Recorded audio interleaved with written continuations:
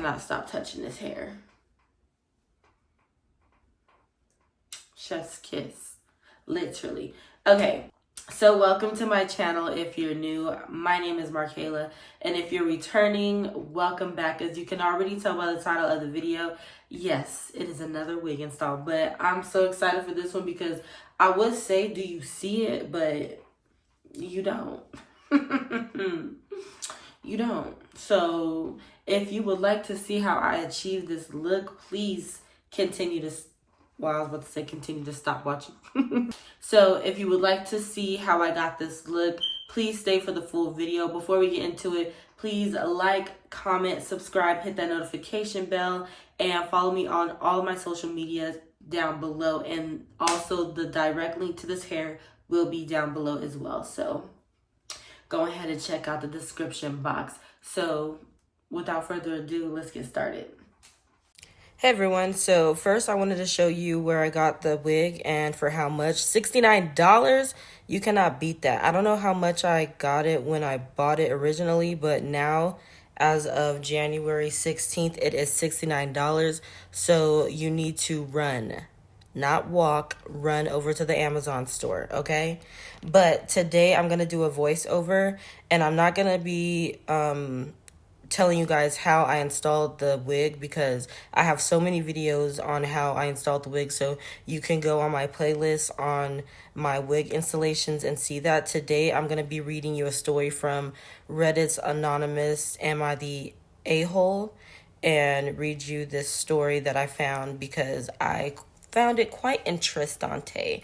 So it reads as, am I the asshole for refusing to babysit my sister's kids during my vacation? I, 27 female, have been planning a much-needed vacation for months. I work a demanding job, and this vacation is my chance to relax and recharge. My sister, 30 female, has 3 young children, and she reached out to me last week asking if I could babysit them for a few days while she and her boyfriend are going on a weekend getaway. I politely explained to her that I've been looking forward to this vacation for a long time and that I really need this break. I told her I would not be comfortable taking on this responsibility of looking after her kids during my time off. Well, my sister didn't take this well. She accused me of being selfish and uncaring, arguing that families should always be there for each other. She even guilt-tripped me, saying she never asked for favors and that I'm abandoning her in her time of need. I stood my ground and told her that while I love my nieces and nephews, my vacation is crucial for my well-being, and I shouldn't have to sacrifice it for her last-minute request. Now my entire family is divided. Some are supporting me, recognizing the importance of self-care, while others are siding with my sister, claiming I'm being heartless and should prioritize my family over personal desires. Am I the asshole for refusing to babysit my sister's kids during a long-awaited vacation, or should I have put my plans aside to help her out? Well, if I may interject. I personally feel like the sister 27F, which stands for female, of course, I don't feel like she is the asshole because, as she stated previously in this paragraph in the beginning, she needed a vacation. Her job is demanding, and this would be her chance to relax and recharge. She does not have any children, and yeah, she needs this vacation to relax and recharge. She should be able to do that. Now, her sister, on the other hand, asked her last minute to watch her kids so that her and her boyfriend needs to get away.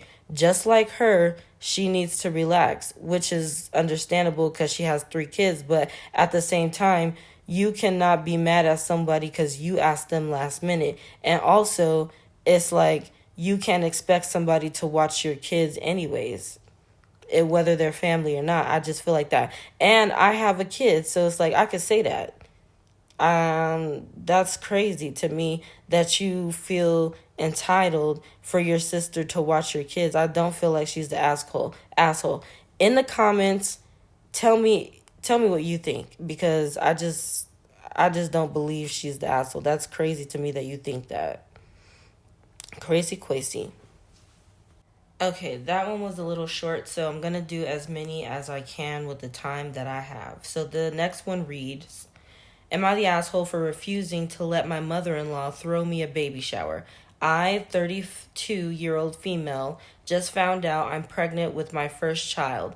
My mother-in-law, Susan, was immediately insisting that she will throw me a baby shower. The problem is, Susan and I don't have the best relationship. She has very strong opinions and often tries to override my preferences and decisions. When my husband and I, John, had bought our first home, Susan criticized all of our design choices. Whenever we host holidays, Susan takes over the kitchen like it's her own home. I know if Susan hosts my baby shower, it will end up being her own way or no way. She won't listen to any of our inputs or my inputs on theme, decor, guest lists, etc. I envision her inviting all of her friends instead of mine and making it more about her than me. I gently told Susan that I appreciate the offer, but I wanted my closest friend and family to host a baby shower instead. Susan blew up and accused me of trying to cut her out of our grandchild's life. Now John's whole family is upset with me. I still want Susan to attend the shower, just not orchestrate the entire event. I don't think that's unreasonable given our history. Am I the asshole for not letting my mother-in-law host our baby shower? No, what the hell? She can't get mad at you for not wanting her to host the baby shower, especially like you said, given the history, and you already know how it's going to go. She's going to want to control everything because she's a control freak. It's not going to be your baby shower. It's going to be Susan's baby shower, and none of your friends or family are going to be there. It's going to be all her, and she's going to take over everything. I feel like that's not unreasonable. His whole family can be mad if they want to.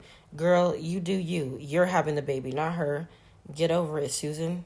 Let me know in the comments what you think. Is she the asshole or not? All right, so this is the last one. Am I the asshole for refusing to lend my coworker money?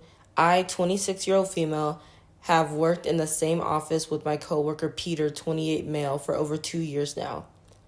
We're in a different department, but our cubicles are near each other, and we're always being friendly. About a year ago, Peter started regularly asking me to lend him small amounts of money. It would be things like $20 so he could get lunch for the day, $15 for gas to get home, $50 to pay a bill that was due. Each time he said it was he was in a tight spot, and he would definitely pay me back on our next payday.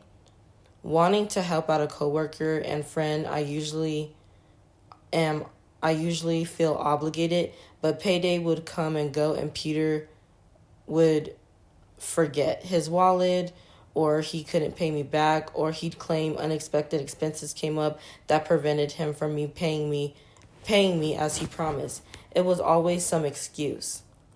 Over the last year, these little loans have really added up. Peter owes me over $300.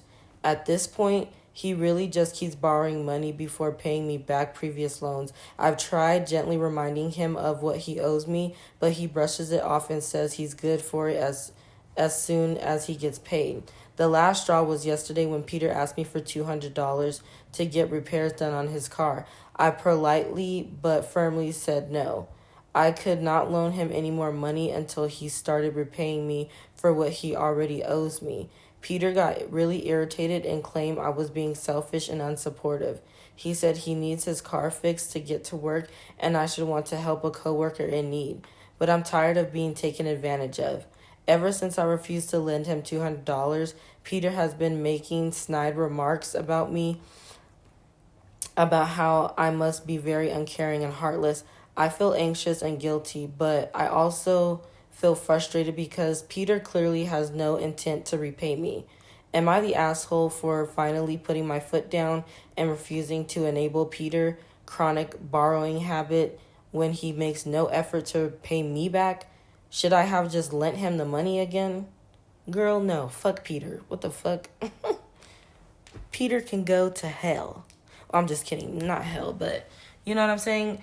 Obviously, he has no intention of paying you back. He's going to keep borrowing the money and borrowing the money because you keep saying, oh, yeah. And he's going to say, yeah, you can, yeah, I'm going to pay you back. I'm good for it. When you know damn well he's not good for it and you're going to keep losing money.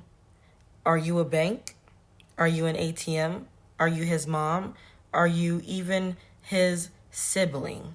A family member? No. You're not obligated to lend him money. What do you guys think? Comment down below. So guys, what do you think? What do you think? I know what you think.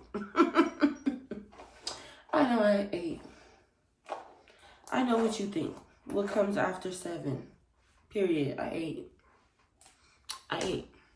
So if you have stayed until you got to this part, thank you so much for staying and watching. I appreciate it. If you have any questions, please leave them down in the comments and I will be sure to get to you. The link will be down below. Also, my social medias will be linked down below. So go ahead and, take a peek and hit that follow button. Also, don't forget to like, comment, and subscribe.